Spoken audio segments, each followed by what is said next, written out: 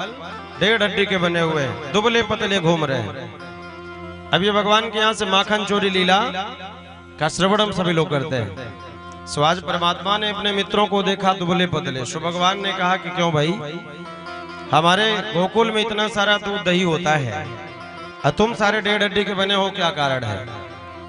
सो सारे ग्वालों ने कहा दूध दही तो खूब होता है, पर मेरी माँ मथुरा जाकर बेच आती है।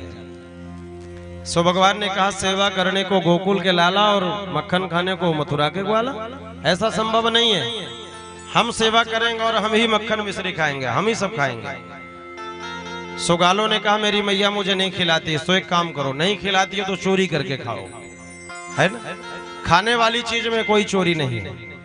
घर में शक्कर रखी होती है, छोटे छोटे बच्चे होते हैं तो बेचारे जब माताएं ऊपर रख देती हैं रैक में, तो ये सीढ़ियां लगाकर शक्कर चुरा चुरा करके खाते रहते हैं, गुड़ खाते रहते हैं, नमकीन पेटी से निकाल कर खाते रहते हैं। सो खाने पाने वाली चीज में कोई चोरी का इंजाम नहीं लगता। आज तक आपने सुना है कि किसी के आम बगीचे का आम तोड़ लिया गया है और केस हो गया हो उसके ऊपर? कभी होता है? कभी नहीं भाई, वो खाने पीने वाली चीज है।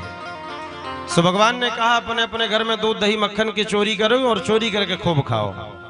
सो भगवान से ग्वालों ने कहा क्यों रे दारी के कुछ अच्छी बात बताओ, ये सब गंदी बात बताएगी तो मेरी माँ मुझे मारेगी, डांटेगी। सो बोले काम करो, चोरी करने के पहले तो ये सब अपने अंदर हिम्मत तो बनाना ही पड़ता है। कभी मार मिलेगी तो कभी धन मिलेगा, ये तो काम ही है। सो चोरी करना हम सिखाते हैं। सो भगवान ने आज एक संस्था विद्यालय खोल दिया, बाल गोपाल चौर विद्या प्रचार मंडल। इनके अध्यक्ष हो गए भगवान श्री श्याम सुंदर, सदस्य हो गए श्री दामा इत्यादि सारे मधुमंगल सखा। और आज भगवान ने कहा चलो एक काम करो, सबसे पहले अपने अपने घर में चोरी करना सीखो। जब घर में सीख लो, टेंड हो जाओ, इसके बाद फिर बाहर चलो। और सही बात है, बच्चे चोरी अपने घर में ही सीखते हैं। और ये माताएं यदि चाहें तो अपने बच्चों को चोरी सीखने से रोक सकती हैं, लेकिन हमें कड़ी नजर रखना पड़ता है। जब ये बच्चे छोटे छोटे पैसा मांगते हैं, मम्मी 5 रुपए दे दे कुरकुरे खाना है, तो माताएं कहती जाओ पापा के पैंट में होगा निकाल लेना है। अब यहीं से आदत बिगड़ने लगी, बच्चे 5 निकाले, 10 निकाले, 50 निकाले और धीरे धीरे चोरी सीख जाते हैं। सो बच्चों को चोरी नहीं सिखाना चाहिए। आज भगवान ने कहा अपने अपने घर में चोरी करो। परमात्मा अपने घर में आए और मधुमंगल इत्यादि सब अपने अपने घर गए। जब रात में सारी सखियां सो गईं, तभी मधुमंगल अपने घर में जगा, और जगह जहां पर बड़े से छीके को पहले लटका के रखा गया था। रात में 2 बजे इसने छीका उतारा, और जैसे इसने छीके को उतारा वैसे इसकी माँ की नींद खुल गई। सो माँ की नींद खुलते ही माँ को आया क्रोध। माँ ने कहा क्यों रे, तू जब से बाहर जाने लगा, अपने मित्रों का साथ करने लगा, तब से तू चोरी सीख लिया। और मधुमंगल की माँ ने इतना मारा कि सारी नसें नसें टूट गई। सो बेचारा कान पकड़ा, आज के बाद हम कभी चोरी नहीं करेंगे। और इधर सब ने चोरी किया, लेकिन सब के सब पकड़ गए, भगवान भी पकड़ गए। आज कन्हैया रात में 2 बजे जगे। अब कन्हैया को मैया ने हाथ में सुंदर हीरा के कंगन पहना रखे हैं, जो अंधेले में भी जाने के बाद हीरा चमकता है, सारा प्रकाशमय हो गया। सो जानते हो कन्हैया ने क्या किया? कन्हैया ने जाकर के मैया ने छीके को ऊपर लटका रखा था। सो कन्हैया ने छीके को निकाला और निकाल करके अपने हाथों से दही लेकर के खाने लगे। अब ना जाने मैया की नींद कैसे खुल गई। मैया की नींद रात में खुली सो गई। क्यों रे कन्हैया, हम तुझे इतना दूध खिलाते हैं, मक्खन खिलाते हैं, मिश्री खिलाते हैं, तो फिर तो चोरी क्यों सीख रहा है? अब कन्हैया बेचारे घबरा गए। ये जो 2-4 साल के बच्चे हो जाते हैं और गलती करते हैं, जब माताएं डांटती हैं तो बेचारे इतना बड़ा चूहा जैसे चेहरा बना के ऐसे बैठ जाएंगे, और ऐसे दीन बन जाएंगे, लगता है बेचारा कितना दयालु है, कितना भोला है, और जाके धीरे से माँ के आंचल में छिप जाते हैं।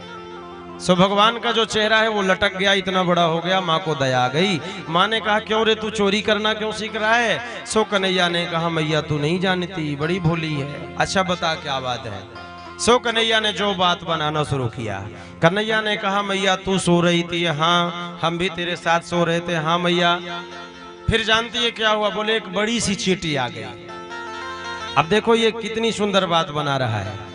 बोले बड़ी सी चींटी आ गई और चींटे ने आकर हमारे हाथ में उसने बड़ी जोर से काट दिया, और जब चींटी ने काटा तो मुझे बड़ी जोर से दर्द हुआ। और जब दर्द हुआ तो हमने विचार किया माँ को जगाएंगे तो माँ की नींद खराब होगी। सो मैंने ऐसा विचार किया कि दही में जाकर यदि हाथ डाल देते हैं सो ये हाथ का जो जलन है वो समाप्त हो जाएगा। सो मैया अब समझ तो सब रही है, जितनी बुद्धि विचारा उतना बात बना रहा है। ये बच्चे भी बड़ी बात बनाते हैं। सो इसलिए मैया मैं आकर के छीके में हाथ डाल दिया, सो मेरा हाथ में दही लग गया।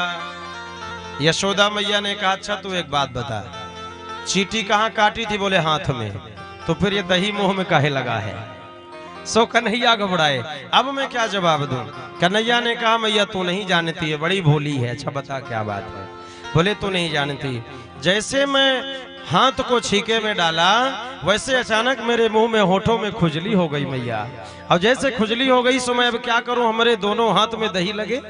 सो दोनों हाथ में दही लगे मैया, मैंने धोने की फुर्सत नहीं, सो मैंने उन हाथों को उठाया और अपने मुंह में मैं होठों को खुजलाने लगा। सो ये दही हमारे होठों पे लग गए। प्रेम से बोलो राधे राधे।